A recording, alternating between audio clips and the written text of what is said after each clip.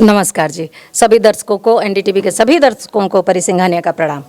आपकी खूबसूरती का क्या राज है? मेरी भोजपुरी माटी और एकदम रियलिटी ग्राउंड, जिसमें हम आते हैं, जिस बैकग्राउंड से आते हैं, और यूपी बिहार वाले प्योर फूड खाते हैं, इसीलिए खूबसूरत दिखते हैं।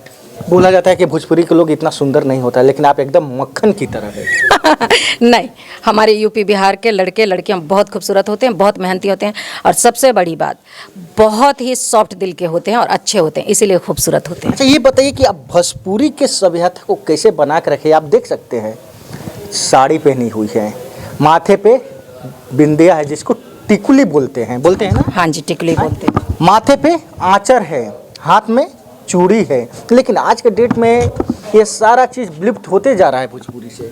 बस सही है? हाँ जी, बिल्कुल बिल्कुल, कहीं ना कहीं पश्चिमी सभ्यता से हम लोग रंगते जा रहे हैं, और हमारे जो पुश्तैनी संस्कार है, जो हमारे माता पिता का दिया हुआ संस्कार है, वो सब खत्म हो रहा है बिकॉज ऑफ टीवी।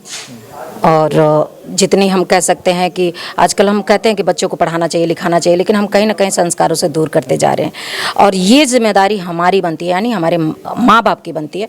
हम अपने बच्चों को कैसा शिक्षा दें। हम बेशक उन्हें बहुत उन्नत बनाएं, उन्हें हर भाषा सिखाएं, लेकिन उसके साथ साथ हमारी अपनी भाषा, भोजपुरी भाषा, मातृभाषा, प्लस उसका संस्कार और संस्कृति, ड्रेस, ये सब कुछ उनको पहनाना और सिखाना बहुत ज़रूरी है।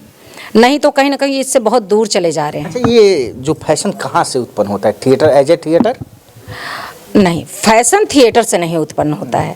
फैशन कहीं ना कहीं हम मीडिया के थ्रू देखते हैं, हम टीवी के थ्रू देखते हैं, और आजकल तो आप तो देख रहे हैं कि घर घर में बच्चे यूट्यूब चलाने लगे हैं, घर घर में अब मोबाइल आ गया, सैटेलाइट पे सारी चीज़ें दिखने लगी हैं, तो कहीं ना कहीं इसका दुष्प्रभाव पड़ रहा है। अच्छा प्रभाव नहीं पड़ रहा है।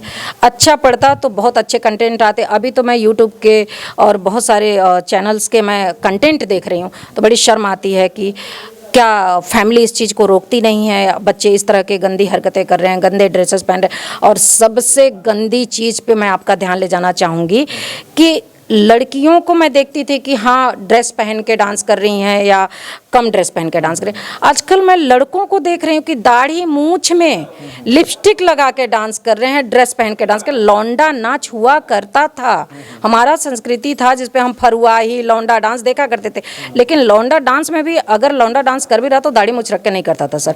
आजकल इतनी गंदगी हो गई है कि कहीं ना कहीं शर्म आती है कि क्या वो माँ बाप कैसे फेस करते होंगे। मैं नहीं कर पाऊंगी। अगर एक बच्चा अगर इस तरह का गेटअप लेता भी है, अगर आपको बनना ही है कि आप अर्धनारीश्वर बन ही रहे हैं, तो पूरी तरह से बनिए।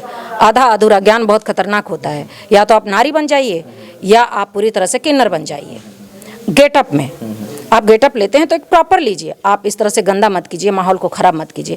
घिन आती है, ऐसे गेटअप से घिन आती है। आप दाढ़ी मूंछ में लिपस्टिक लगाकर साड़ी पहन के आप डांस करते हो, ये बहुत गंदी बात है, अच्छा नहीं लगता। क्योंकि हम लोग आज आर्टिस्ट हैं और बड़ी मेहनत से पहुँचे हैं, 20 साल दिया है इंडस्ट्री को तो पहुँचे हैं, तो हम लोगों को फील होता है कि नाट्य करना, नाटक करना, जिसको बड़ा इसमें कहते हैं कि रंग है, नौ रस है। आप इस बारे में पढ़िए, जानकारी लीजिए, फिर आप प्ले कीजिए। आप बहुत अच्छा प्ले करेंगे। अगर आप नाटक करते हैं अच्छी बात है, लेकिन गंदगी के साथ मत कीजिए, खूबसूरती के साथ। खूबसूरती के साथ।